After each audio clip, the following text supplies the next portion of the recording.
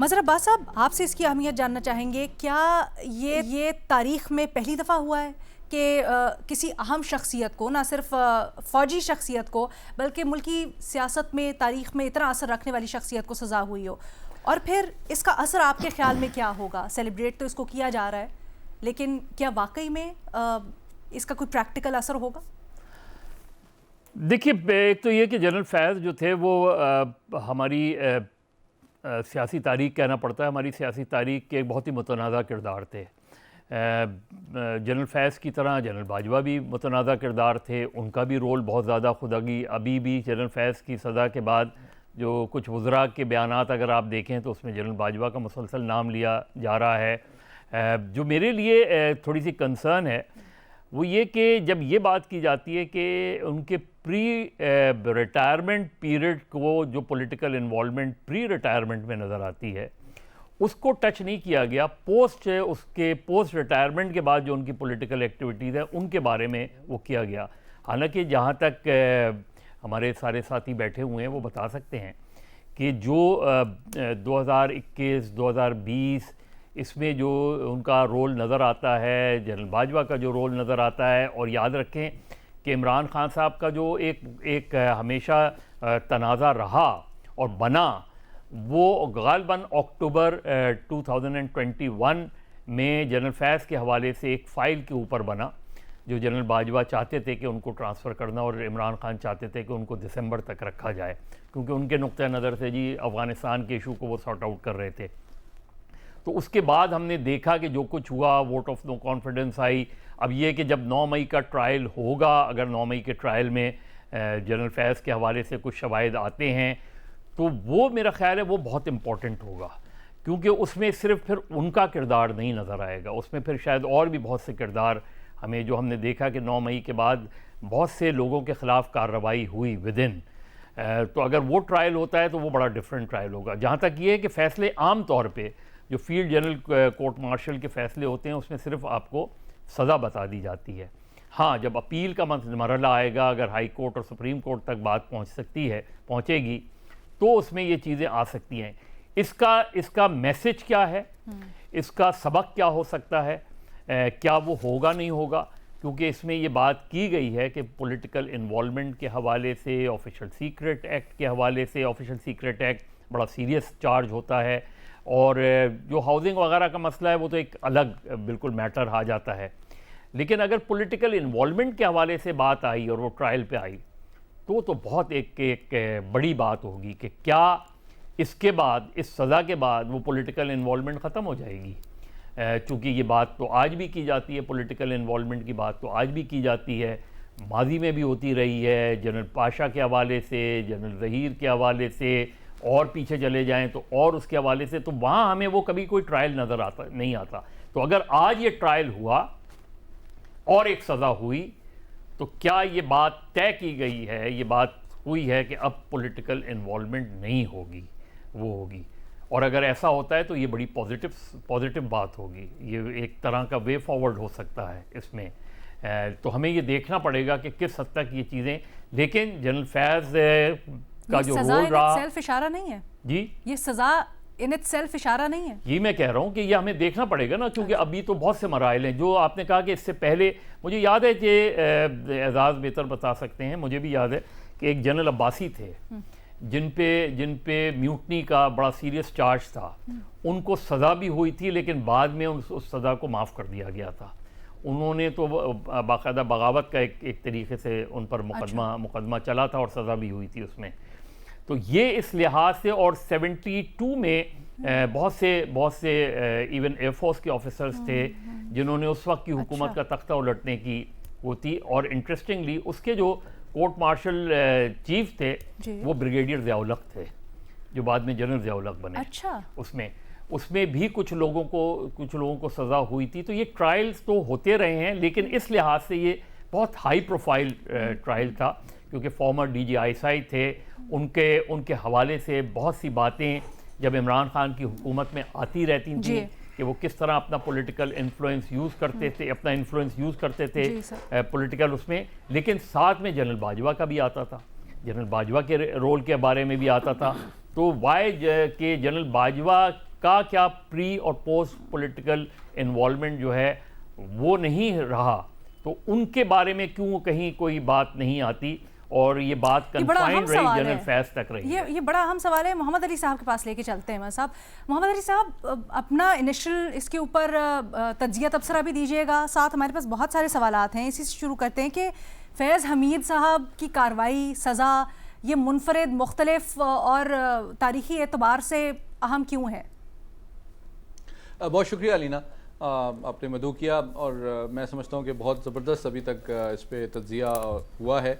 मैं दो तीन चीज़ें पहले क्लैरिफाई करना चाहता हूँ। अच्छा। मैं समझता हूँ कि सबसे बड़ा सबक तो एक तारीख़ के तालिब इल्म की हैसियत से यही है कि कुर्सी और जो पावर होती है वो परमानेंट नहीं होती, तो इसको मोरली और केयरफुली इस्तेमाल करना चाहिए, क्योंकि उसके कॉन्सिक्वेंसेस फिर आपको फेस करने पड़ते हैं। और जिस तरह कहा गया कि डेफिनेटली इसमें कोई शक नहीं है कि एक वक्त में अगर समझा जाए कि ताकतवर तो नहीं लेकिन सबसे ज़्यादा असर व रसूख रखने वाली शख्सियत आज से तकरीबन 4-5 साल पहले जनरल फैज़ हमीद थे, तो इसमें कोई शक नहीं है।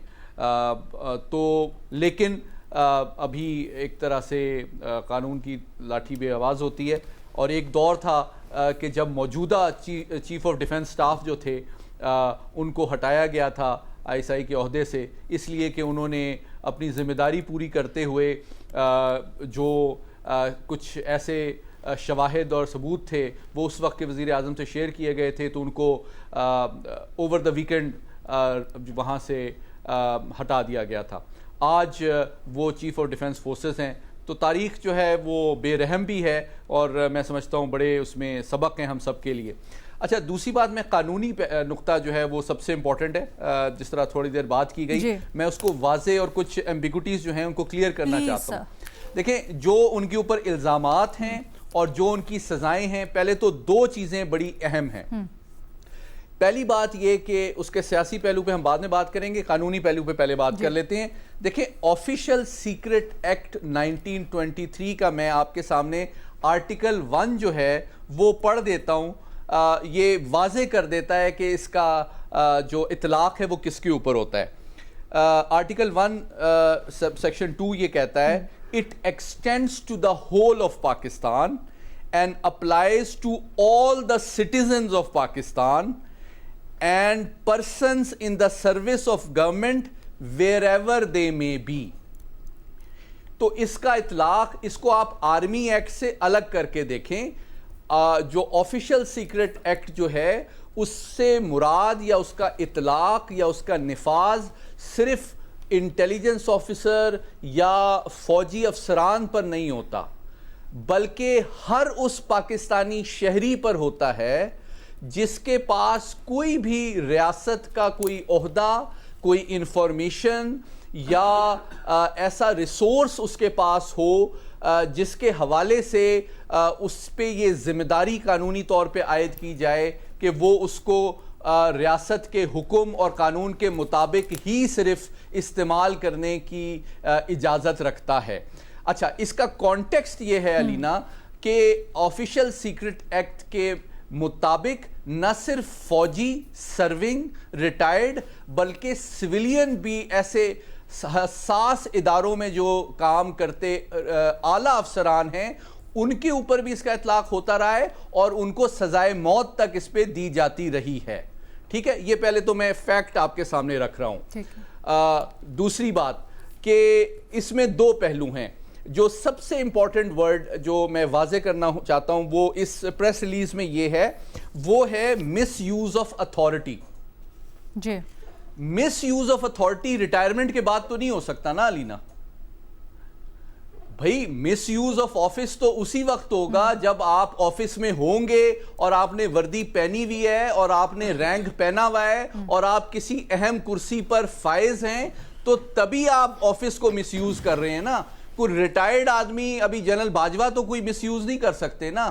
जब वो सर्विस में हैं ओहदे पे और किसी अहम इदारे की सरबराही पे या जगह पे फाइज हैं और उस عہدے اور کرسی کے بنا پہ ان کے پاس کچھ ایسی حساس انفارمیشن ہے جس کو وہ اپنے ذاتی فائدے میں یا کسی کے خلاف استعمال کرنے کا ایکسیس رکھتے ہیں. تو پہلا پہلو تو یہ واضح کرنا ضروری ہے کہ چونکہ پریس ریلیز میں یہ لکھا ہوا ہے کہ مس یوز آف اتھارٹی، تو وہ ڈیفینیٹلی ان الزامات کی ریکوگنیشن میں ہے جو کہ انہوں نے as a serving lieutenant general انہوں نے اپنے آفس کو مس یوز کیا ہے. بالکل واضح کر دوں اس کو. دوسرا پہلو یہ ہے جو آفیشل سیکرٹ ایکٹ کا انعقاد ہے، اس کا جو اطلاق ہے، وہ فوجی افسران، انٹیلیجنس افسران یا حساس اداروں میں جو سویلین بھی کام کرتے ہیں ان کے اوپر ریٹائرمنٹ کے بعد بھی ہوتا ہے. اور اس کی وجہ یہ ہے اور اس کی لاجک اور منطق یہ ہے کہ بھائی ان کو اپنے آفس میں یا سروس کے دوران ایسی حساس معلومات حاصل ہوتی ہیں جو ریٹائرمنٹ کے بعد بھی حساس رہتی ہیں، اور ان سے توقع کی جاتی ہے کہ وہ ملک کے قومی سلامتی کے مفاد میں اس کو کسی غیر متعلقہ شخص سے شیئر نہ کریں یا پرسنل مفاد میں یا کسی کو ہارم کرنے کے لیے استعمال نہ کریں. تو یوں لگتا ہے کہ یہ آفیشل سیکرٹ کا جو اطلاق ہے یہ ڈیورنگ سروس کے ساتھ ساتھ انہوں نے جو اپنی ریٹائرمنٹ کے بعد یا ڈی جی آئی ایس آئی کے عہدے سے ٹرانسفر آؤٹ یا پوسٹ آؤٹ ہونے کے بعد بھی کچھ سیاسی معاملات پہ اثر انداز ہونے کے لیے کیا ہے، اس کے اعتراف اور شواہد اور ثبوت کے سامنے آنے کے بعد آفیشل سیکرٹ ایکٹ کو اپلائی کیا گیا ہے. اس لیے یہ بات واضح کرنا علینا ضروری ہے کہ official secret act army act سے مختلف ہے اور اس کا اطلاق ایک بندے کی ریٹائرمنٹ کے بعد بھی ہوتا ہے اور کچھ چیزوں کا اطلاق اس کی پوری زندگی پہ رہتا ہے. وہ سویلین کیٹیگری میں کنسیڈر ہوتا ہے جب وہ ریٹائر ہو جاتا ہے، جب وردی اتار لیتا ہے، لیکن جو حساس معلومات یا اطلاعات اس کے پاس ہوتی ہیں وہ اس کو ان آتھرائز بندے کے ساتھ وہ شیئر کرنے کی اجازت نہیں رکھتا. دوسری بات یہ ہے کہ اس میں میسج بہت امپورٹنٹ 3 لوگوں کے لیے. دیکھیں پی ٹی آئی کی جو حکمت عملی رہی ہے اسٹیبلشمنٹ پہ دباؤ ڈالنے کی، اس کی وہ 3 پرونگ اسٹریٹجی ہے. ایک اس کا ایکسٹرنل پرونگ ہے، بینونی عالمی سطح سے پاکستان پہ دباؤ ڈالنا. دوسرا یہ ہے کہ سوشل میڈیا اور ریلیز کے ذریعے سے سیاسی ڈومین میں. اور تیسرا یہ ہے کہ وہ ریٹائرڈ فوجی افسران جو کہ ہمدردی رکھتے ہیں یا کچھ خواہشات رکھتے ہیں فیوچر میں خان صاحب کے دوبارہ پاور میں آنے کے حوالے سے، ان کے لیے بڑا اہم پیغام ہے کہ جناب اگر آپ کے کچھ توقعات ہیں، خواہشات ہیں اور آپ کوئی تعاون کر رہے ہیں تو آپ کے لیے بڑا کلیئر، جس طرح ریما نے بالکل صحیح ورڈ استعمال کیا ڈیٹرنس کا، ان کے لیے ایک ڈیٹرنس کا پیغام ہے کہ آپ جو ہے ریٹائر ہو گئے ہیں لیکن اگر فوج کے خلاف آپ کسی سیاسی سرگرمی میں یا سیاسی جماعت میں اس انداز میں شریک ہوتے ہیں کہ آپ استعمال ہوتے ہیں فوج پہ دباؤ ڈالنے کے لیے یا اس کی قیادت پر دباؤ ڈالنے کے لیے، تو یہ چیز اب ایکسیپٹیبل نہیں ہے. ٹھیک ہے.